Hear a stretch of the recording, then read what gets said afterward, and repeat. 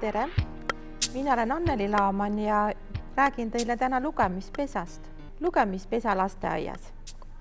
Võib-olla paljud teavad mind ka lugemismängude autorina, et mul on ilmunud selline mängides lugema raamat ja veel siis ka tähemängud.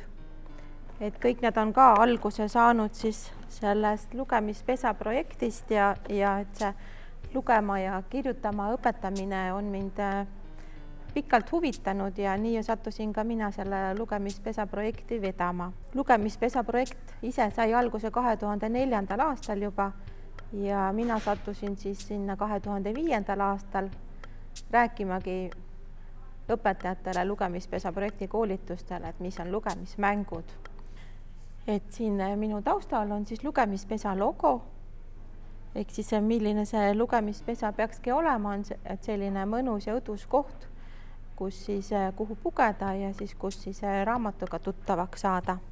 Lugemispesa projektiga oligi siis kõige suurem eesmärk jõuda selliste tavaliste lasteaedadeni, et ka sellistes tavalistes rühmades muutuks see õpikeskkond selliseks, et need raamatud oleks seal rohkem esil, et raamatuid kasutataks rohkem õppetöös, et lastele loetaks rohkem ette ja laste huvi lugemise ja kirjutamise vastu oleks suurem.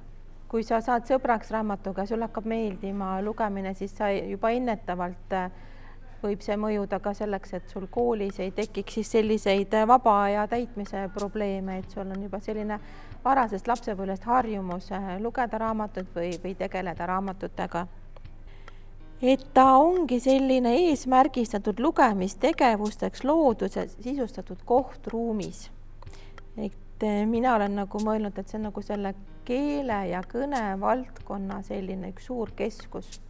Ehk siis kõik, mis puudutab lasteaias selle keele ja kõne valdkonna tegevusi, need kõik saab väga edukalt läbi viia siis seal lugemispesas, et eriti hea, kui sul on selline lugemispesa rühmas, mida sa saad siis natuke suuremaks liikutada vajadusel, et sa mahud kogu rühmaga sinna pessa ära või siis sa saad natukene kokku lükata vahepeal, et sinna mahub üks väiksem grupp lapsi, et ta võiks olla selline paindlik koht, kus sa siis saadki läbi viia siis keele ja kõne valdkonna tegevusi seal siis.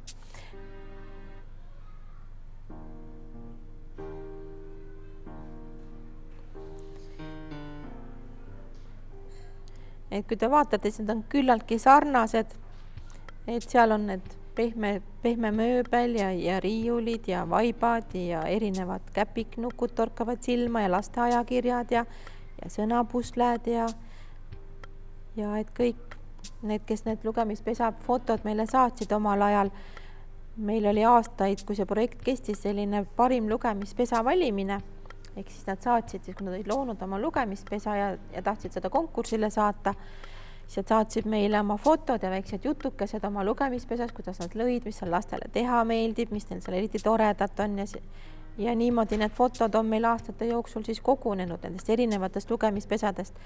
Võib-olla mõned pole enam alleski, aga kunagi olid nad sellised, et ei maksa üldse karta seda, et kui vanale lapsele üldse võiks lugeda või juba raamatuid niimoodi kätte anda, et täitsa võib lapsevanem lapse mänguasja kastigi peita paar papist või plastmassist raamatut, et need oleksid juba algusest peale tema selline tavapärase elu osa, see raamat, et ta kasvab koos raamatutega.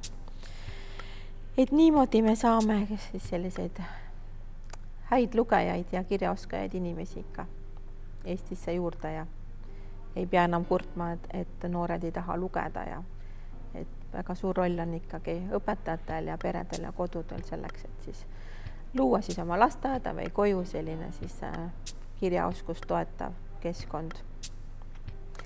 Aga mina tänan teid. Kui on lisaküsimusi või tunnete huvi lugemispesa, lugemismängude vastu, et siis võtke siis minuga ühendust läbi Lugemisühingu kodulehe või kirjutage otse mulle, et olen valmis teid nõustama ja aitama. Aga aitäh teile!